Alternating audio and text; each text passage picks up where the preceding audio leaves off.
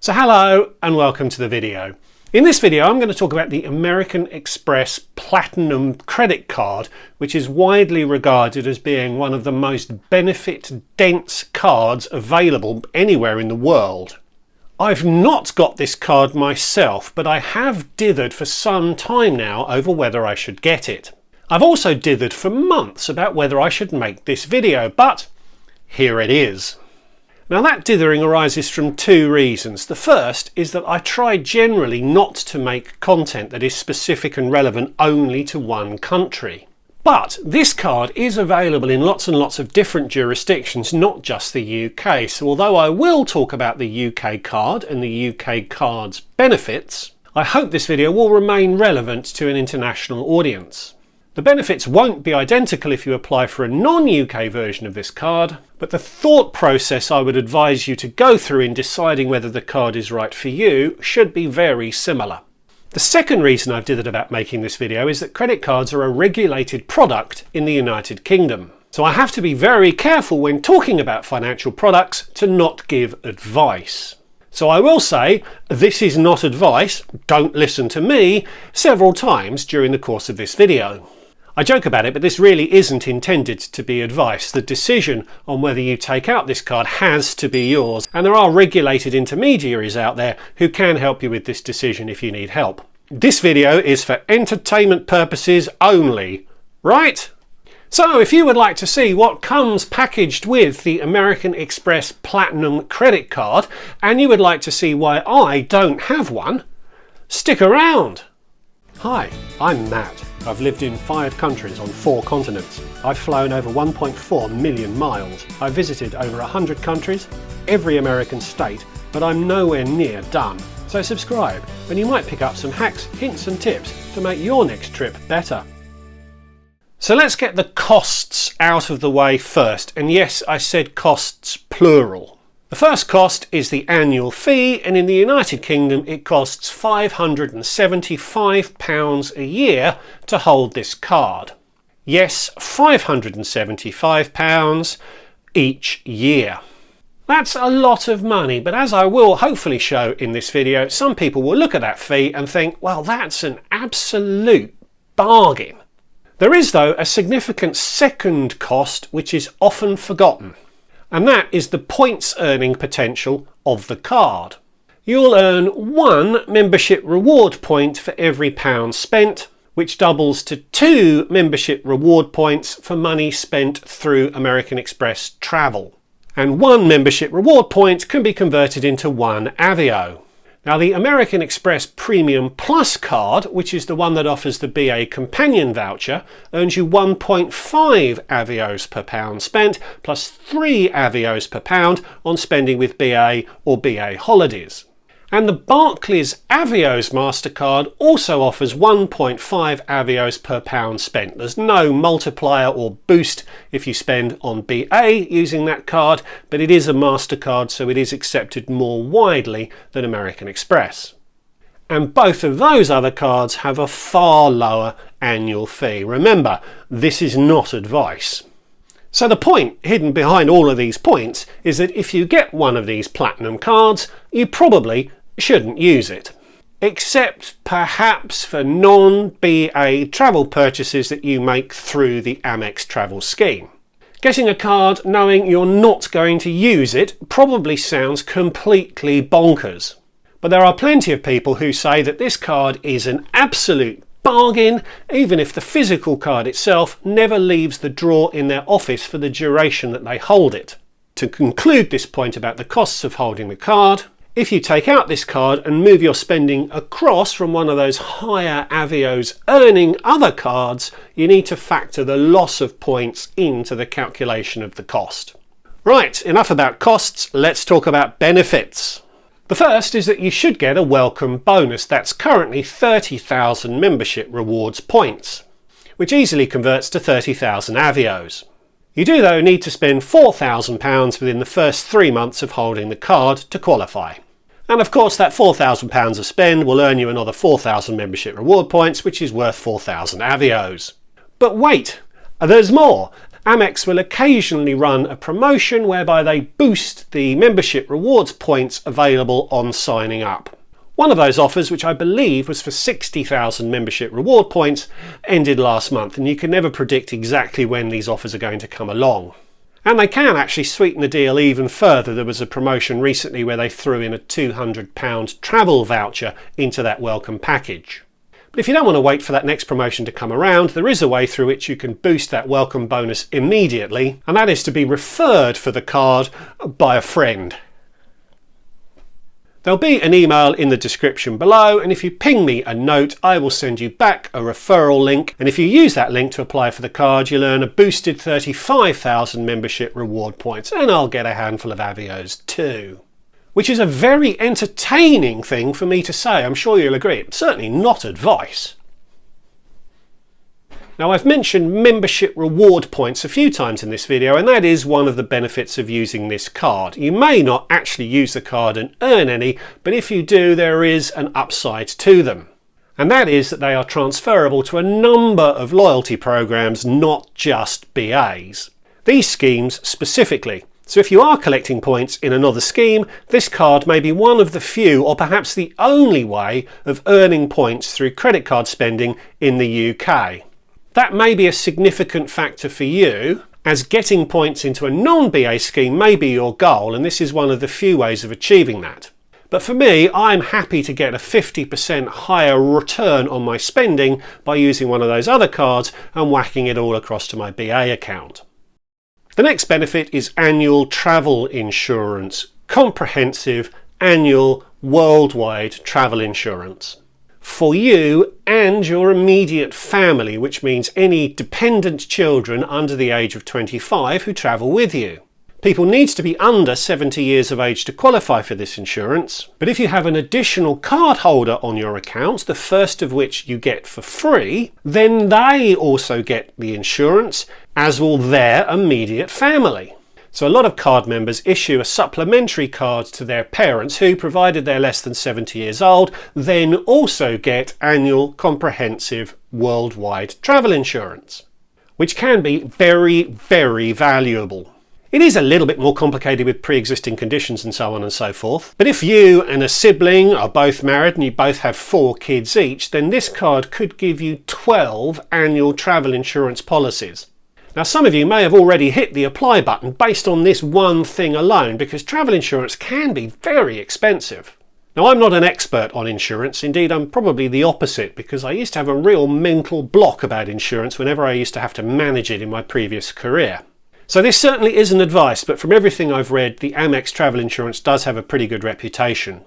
Now, as for me, I'm apparently an absolute picture of health. So I only pay £88 a year for my annual comprehensive worldwide travel insurance. I have no immediate family, and my mum is over 70 years old, so there's no one else that I can easily put on my policy. So there is some value to me from this, but £88 is less than 20% of the annual fee for this card. So there's a long way to go before this card becomes a no-brainer for me, but depending on you and your family situation, it may already be a decision you can easily take. The next benefit that people value extremely highly is lounge access via Priority Pass.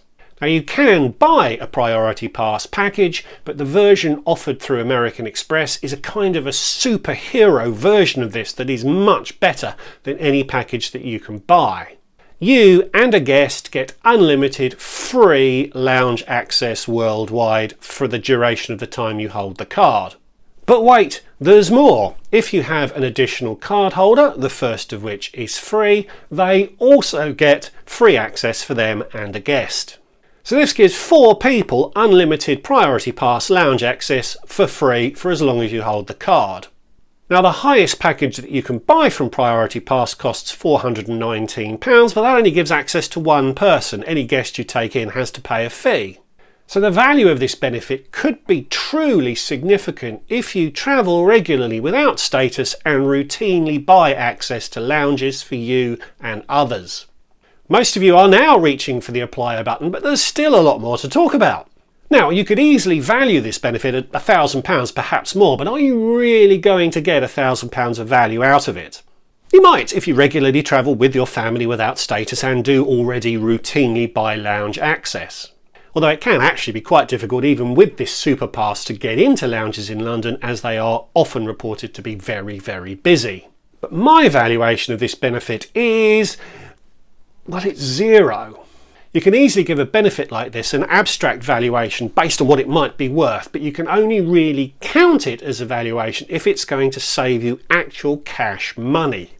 Now, I track how often I travel and how frequently I would have taken advantage of a priority pass. And in the 3 years when I've been running this channel, there have been 5 occasions when I would have used a priority pass. Travelling through Boston on JetBlue, travelling through San Andres on Avianca, travelling through Phuket when flying with Thai Airways, and flying to and from Barcelona on Vueling with my mum. So that's 7 potential lounge accesses. And on every one of those occasions, I didn't pay for lounge access and was quite happy to sit in general circulation until boarding. If I'd have travelled with that card, I would have certainly enjoyed lounge access on each of those occasions, but the accountant in me finds it very difficult to put a value on something that I didn't actually spend money on myself. So for me, this would be something that is really nice to have, but it's not something that I'm going to save any money from. I'd pay, I don't know, maybe £50 a year, a token amount, to have the ability to go into a lounge if I wasn't able to get in otherwise, but it's a marginal amount for me, and I'm still a very long way away from justifying the fee for this card. And when I'm talking about lounge access, this card also gives you access to the Eurostar business class lounges and also to the Centurion lounges that are popping up in airports around the world. They're all reported to be pretty good. I would certainly have gone in the Eurostar lounge when I had the opportunity to recently, but again, it's all very much at the margins and none of that is going to make the difference for me. The next benefit is statement credits. This covers a few things, but in all cases you spend money at a specific venue and you get a credit back on your statement against that spending. It's not like a redemption where you have to find availability and book to use it. It's automagically applied whenever you spend money at a qualifying venue. There's £50 every 6 months for spending money with Harvey Nichols. There's £150 a year for spending in certain UK restaurants, another £150 a year for spending in certain international restaurants. Plus, by having an Amex, you'll regularly be pushed offers from other retailers for statement credit when you go and spend money with them. That's £400 of value you can get every year in statement credits on those nominated retailers alone. Which is great if you already spend money with Harvey Nichols and certain UK and international restaurants, or if you spend money with competitors of those businesses that you could easily move across to them to get that value. Only you will know the benefit of this to you. If you're actually already spending real cash money with these retailers, then that's a simple calculation. For me, I would have to move my spending to these retailers.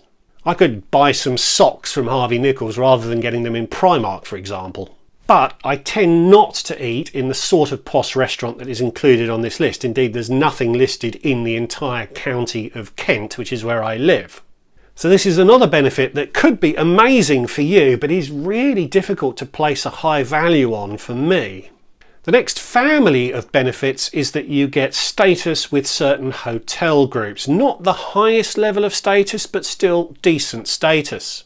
Now, Head for Points has done a fantastic analysis of this, which I'll link to in the description below, and I won't repeat here.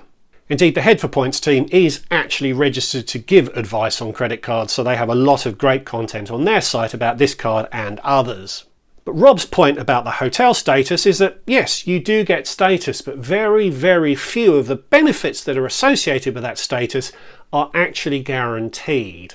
Lots of things are subject to availability, which means you may well get them, but you also might not. Now, I've talked about hotel loyalty schemes before, and I am planning to make a video that is provisionally titled Why Hotel Loyalty Programs Are a Complete Rip-Off. But I feel that there is such a premium built into these branded hotels' prices to cover the cost of the branding, but also to cover the cost of the loyalty program, that I almost never stay in one of those properties. I feel I can always find a locally owned, non-branded hotel that is just as good or even better than one of the branded properties, but which is a lot cheaper. And I can use the money I save to buy myself a breakfast that I might get free in a branded hotel, or to buy a better room that I might get upgraded to if I had status in the hotel program. So once again, I would use these benefits if I ever stayed in a hotel where the Platinum Amex gave me status, but I very much doubt that I would change my behaviour from having these statuses. So I really struggle to put any value at all on this benefit of holding this card. Indeed, Rob at Head for Points says that he really doesn't think there's a lot of value to them either. Also under the hotels banner is access to benefits when booking through Amex's Fine Hotels and Resorts portal. These are luxury hotels that are well outside of my price range, but if you book them using a Platinum card, you'll get some significant benefits. Benefits which are guaranteed too, which does give them real value. These benefits include a breakfast, late check-in, Wi-Fi, and an additional $100 benefit, which is usually given in the form of an F&B voucher. If you routinely splash the cash on these sorts of properties, this is another benefit which could recoup your annual fee all on its own. For me, it's another zero, as these properties are well out of my price range, even taking these benefits into account. So those are the headline benefits of holding this card, but there are a few other little bits and pieces that it's probably worth briefly mentioning. The first is that the card itself is actually made of metal. Now that makes this card a bit of a talking point, and it's quite a pleasant object to handle, but is there any value in that for you? Well, there certainly isn't for me. I believe some airport security checkpoints will let you through the fast track if you have this card. And American Express has a concierge service for card holders, which some people do place a high value on, and they do also run events that are available only to these card members. And finally, there is a clump of car hire benefits that I won't go into detail on, but there probably is a little bit of value in there if you are a regular car renter. The list does go on, but as you can see, I am still a very long way away from being able to justify the annual fee of this card. But there is one other point I want to make that I've picked up from discussing this with members of my WhatsApp group. And that is that you can haggle yourself a retention bonus at the end of your membership year. A few people have reported that they were uncertain as to whether to keep the card, and they shared this on a call with Amex, and Amex responded by offering them a retention bonus to keep the card for a further year. And people were offered 50,000 membership reward points, which equals 50,000 Avios, which is worth about 500 quid, pretty close to the annual fee. My WhatsApp group, I hear you ask. Well, I have a Patreon account, and membership of the higher tiers gives you access to participate in a WhatsApp group with me and a number of like-minded individuals who chat about this sort of stuff every day. We've also started to have meetups, and a group of us are off to Prague just before Christmas to visit the Christmas markets.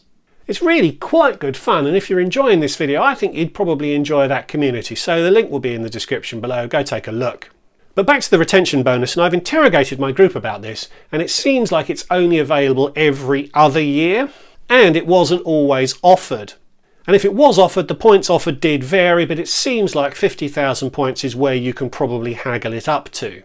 Now this one factor is the reason why I am still dithering about getting this card, even if it doesn't look like it's going to be value for me. I can't justify it based on the tangible rewards, but there's a lot of intangible benefits, and if I was able to get £500 worth of Avios at the end of the year, then that would make this very much an easier decision. Provided I qualified for the card, of course. Amex doesn't publicise its qualification criteria, but I run my channels through a company and draw a relatively modest income from that company, so it may be the case that I don't actually have enough income to qualify for this card, even if I applied for it. Now, one of my viewers is a kindred spirit when it comes to approaching these things analytically, and they have very helpfully produced a spreadsheet of the value that they believe they have got from holding this Platinum Amex. They're not keen on publicity, but thanks KP, it is quite a spreadsheet. He travels long haul quite frequently, and his business travel policy doesn't allow him premium cabins, so he does get a lot of value out of the lounge benefits. And he also closely monitors and takes full advantage of these cashback offers that pop up frequently. And he comfortably covers his annual fee from his lounge savings alone, and covers it several times over through the benefits he gets from these cashback offers.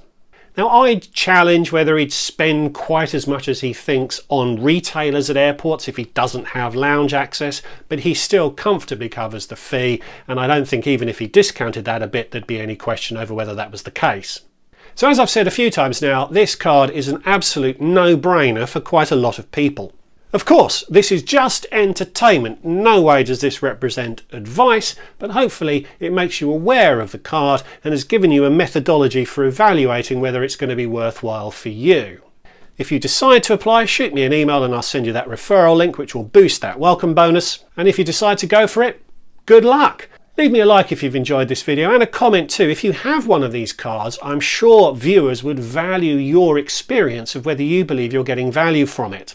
Subscribe if you're new and you like this sort of thing, and check out my Patreon, because if you do like this sort of thing, there's a community there that will welcome you with open arms. So thanks again for watching, and I'll see you all in the next one. Goodbye.